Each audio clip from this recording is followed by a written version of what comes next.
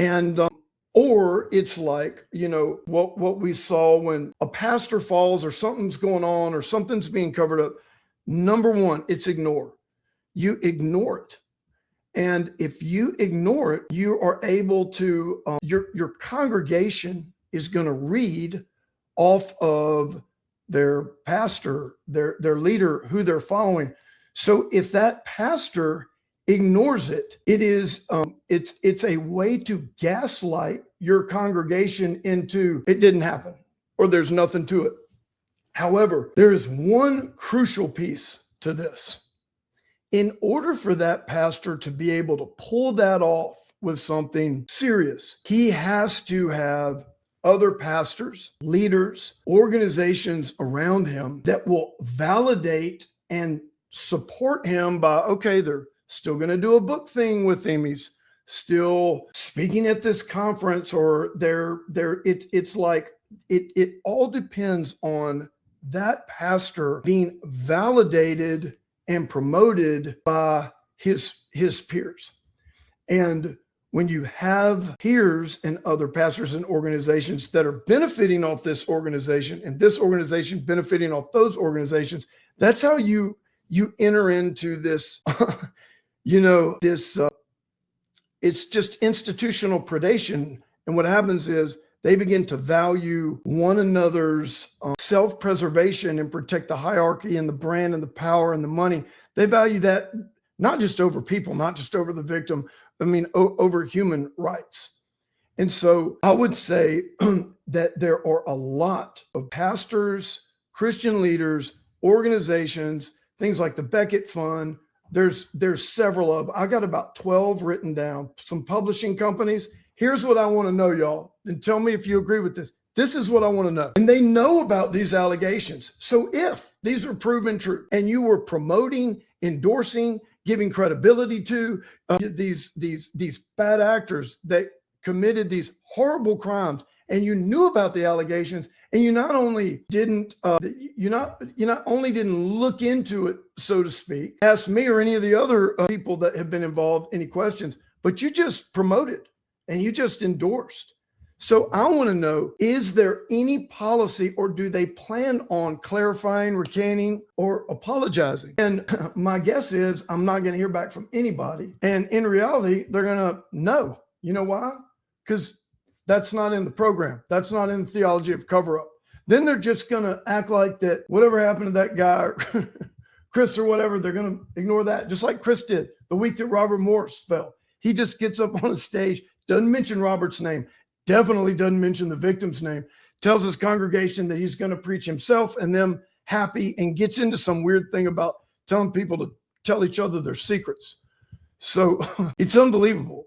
Okay, look at this one. How do you ensure that your advocacy accurately engages with the substance of claims and evidence rather than relying on primarily or generalized or abstract constitutional framing that may not reflect the underlying factual record? How do you balance zealous advocacy with the obligation to avoid legitimizing, facilitating, or shielding unlawful or unethical conduct?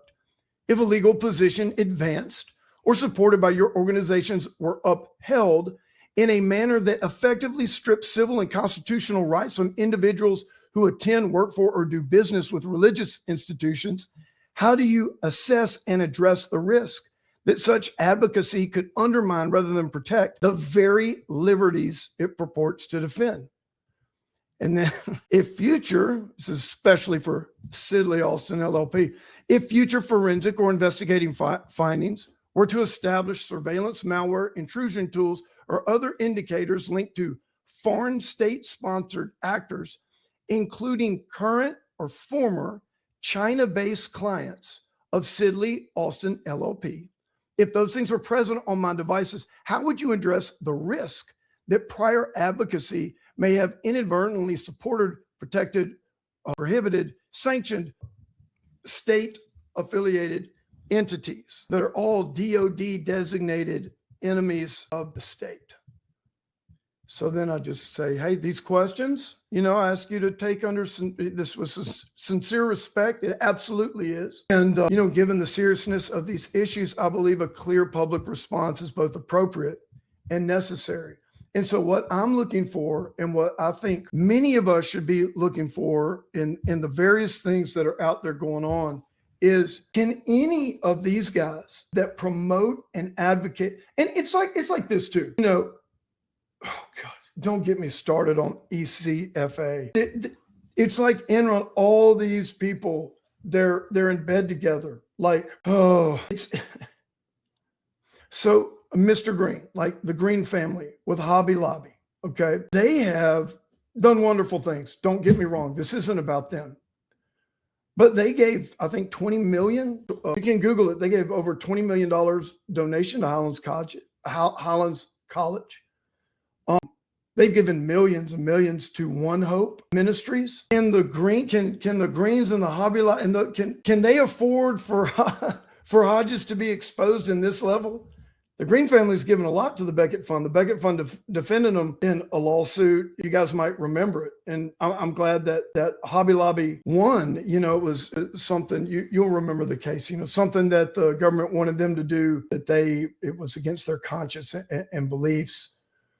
And so what I'm trying to say is, the big money that people have already invested in ARC and some of these other institutions, it's like they have a massive interest in making sure that those institutions and the power structures remain intact. There's a lot of names on buildings. There's a lot of endowments. There's a lot of things and articles and, magazines and books. And that's how the theology of cover-up works. And so that's what I'm sending those 2 letters out, these open letters, and we'll see what they say.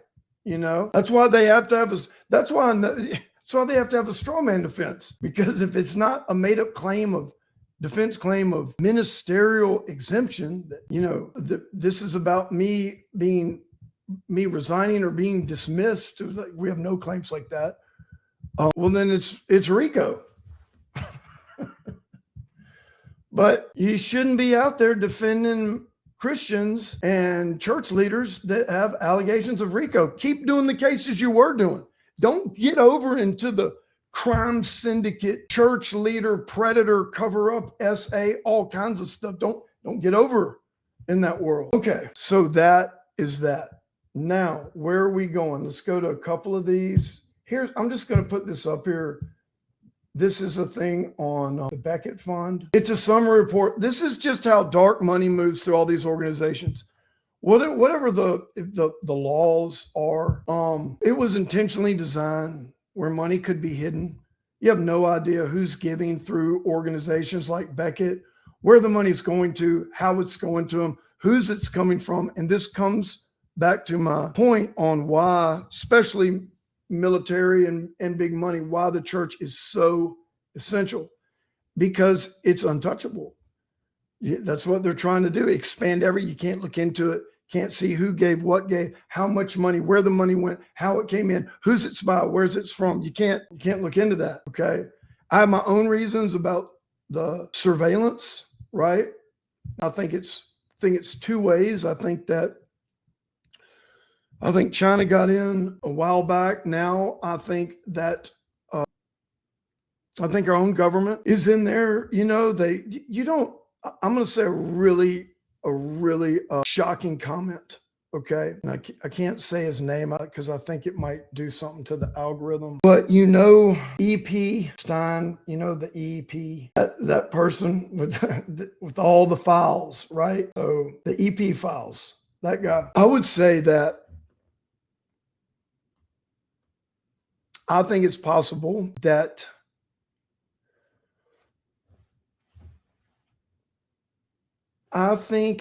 intelligence, both foreign and domestic, can get all the surveillance and dirt that they want through churches and nonprofits. And I'm about to show you some things in how these churches have these classes, have these doctrines, theology of cover-up, where it's in their theology that you tell a leader all of your secrets. I mean secrets. I mean like stuff. I mean like sex stuff. I mean like how many times you've,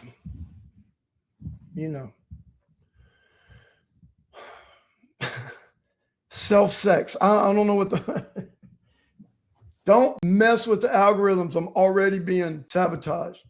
But these are in classes, and we're going to see some stuff